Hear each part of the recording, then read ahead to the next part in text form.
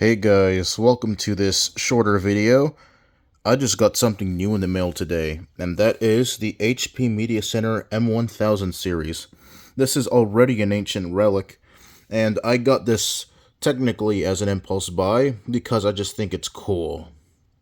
This thing is different from the other Media Center ones because it has a sort of beveled design on the front, on both the bottom and the top of the front faceplate. What really makes this thing interesting is the sheer abundance of ports, but that is, if you're familiar with any Media Center desktops, this is not a surprise, but this is still way better than what we have today. And I'm going to show you a few details on this thing. First of all, if you open this thing right here, you will see an empty chasm in here. That is HP's personal media thing, which is basically like an external hard drive with a special case and fits snug right in there. It's connected via a power jack and a USB-B port. Very nice integration of that stuff. And here, you slide that open and you have some very interesting ports. These are AV-in ports, so you can connect a video game console to this thing. What really makes this thing really special is not just the video ports, but what you can do with them. Like I mentioned before, you can connect a game console and then open up a software that HP included when this thing was new and play the console on the computer. But that's not the coolest part. You can also record your footage because this thing would function originally when this thing was new as more of a DVR. So you would record a camcorder that you would plug into this thing back in the day, or whatever other thing like a VCR to record and digitize media. That was kind of the idea for that originally, but in retrospect, this is really cool for recording footage from real hardware, an actual game console, which is very interesting. You also have S-Video in too for an even higher quality input. You have the FireWire port 1394. USB 2.0, two of these, which is pretty nice to have on the front. Two audio jacks, one for out and one for in. And this is just really cool. A lot of these ports you don't find on modern computers, especially AV-in. I think this is really cool for retro gamers, but that's not the coolest part. Wait till I show you the ports on the rear. Well, before I show you the ports on the rear, let me show you more of the ones on the front. You have a huge plethora of card readers. This was during like the card reader wars when they were fighting for a format to rule them all. You can see the SM card reader, XD card reader all in one thing. Then down here, compact flash, but it says here that it supports both compact flash 1 and compact flash 2. You have a combo memory MMC card, and SD card reader, and below a memory stick pro and memory stick reader. So that's pretty cool. A lot of laptops try to integrate all of these together except for CF cards. Most laptops did not have a CF card reader, but this is still cool to see. These optical drives are also very interesting. You can see if I open this faceplate up that it has dual layer DVD-R support and RW. This is freaking awesome. Very advanced for 2004. Yeah, this thing came out in 2004. The year prior, I have the one from the year prior, which is over there. I'm having problems with recovery, probably because the optical drives are dead. But anyhow, look at this. Another DVD-ROM drive as a backup. I don't know why they would include another one if this one does the exact same thing. Oh wait, no. Oh wait, no, it is DVD, so, maybe this one is just for watching movies, and the top one is like if you're doing something else at the same time, like burning CDs or something. Oh, I guess you're supposed to do multitasking with that. That's probably why they did that. They just included a cheapo DVD-ROM in there just for watching movies.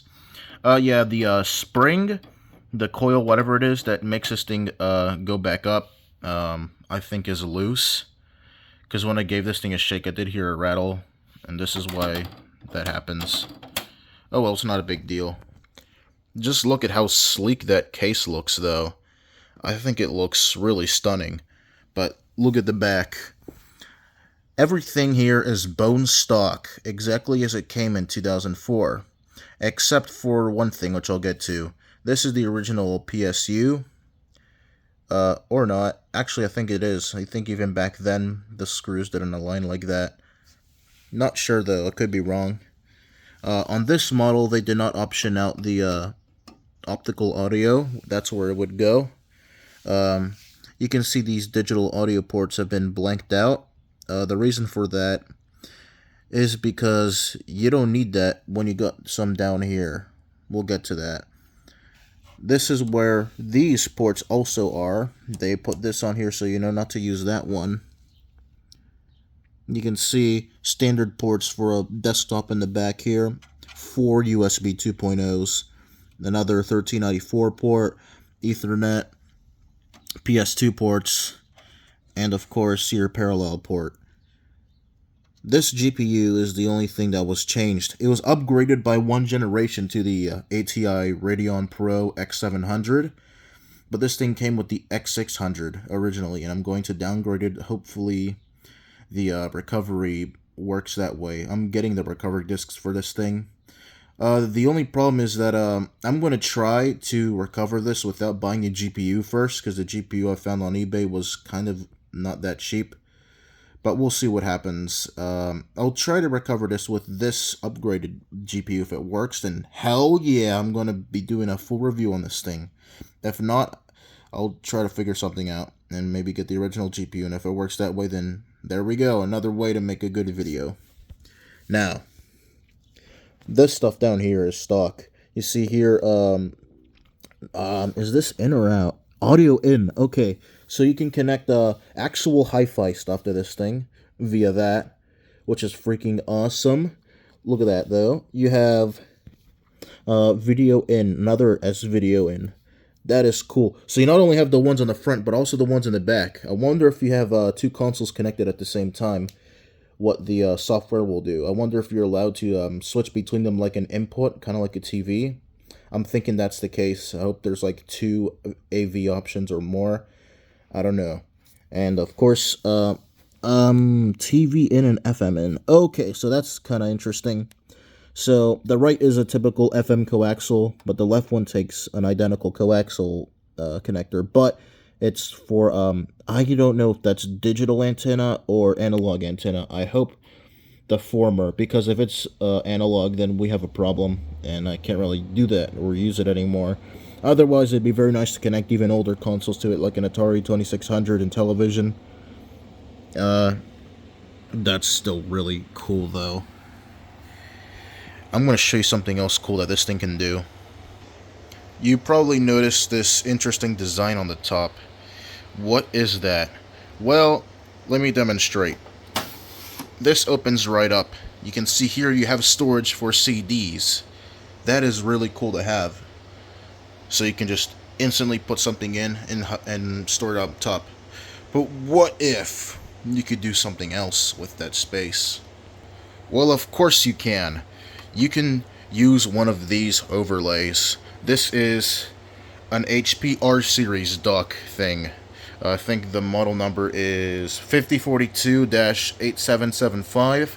That's the only way to find info on these. It took me like months to find this. I got these before the computer. It works on the M1000 series and the M7000 and M8000 series. Although, because of the way it's painted, it only looks good on the M8000 or M1000 series. The M7000 are like a silver color, so they won't look nice on that. But check this out. You push it in. There we go. Look at that. If you're wondering what this is for, is this like a PhotoSmart camera dock? Not quite. This is an overlay you put to keep it from wobbling around. What you would do with this, you put the actual camera's docking station in first. There is a tunnel that goes through here. That's where the cables go. And you connect them to the back of the computer. And then that way, you have the thing already connected, so you can both charge your camera and connect it to the computer at the same time, without having to do some ugly-looking thing. This is nice for cable management, honestly. And it supports the older camera dock that thing is supposed to come with, but mine's missing. Look at that. It slots right in, just like so. If you notice, this is because it has the protective film still on it. I don't want to take it off for now, but it looks like it's meant for it, doesn't it? And it's really cool. You can just put a camera on, slide it right in. There is a third accessory, an overlay that goes on these. I don't know the model number of it, but it's to hook up an iPod. Yes, one just for an iPod. And it was during the era when HP actually had that partnership with Apple to produce like an HP iPod, and it did exist.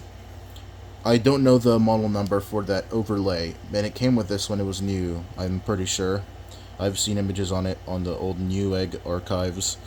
But that is really cool. I would like to get that and hook up an HP iPod to it and just slot it right in. That would look so cool, honestly.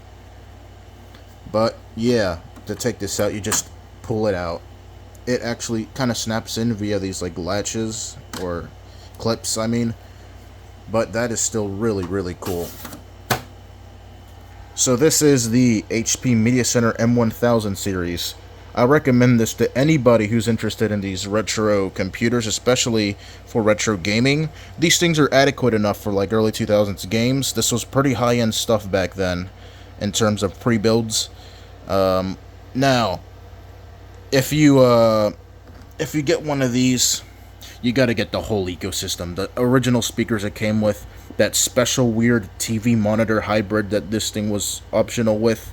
I'm pretty sure another accessory was, oh man, let me think, wireless keyboard and mouse, although most gamers probably don't want that, so just get the stock PS2 keyboard and mouse on the lower end configurations of this thing.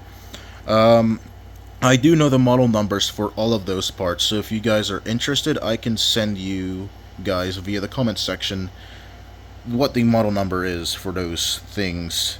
Now, the other cool thing that I'd like to mention before this video ends is that there is a business, I think, somewhere in Kentucky that sells recovery media for all kinds of HP devices and Compaq.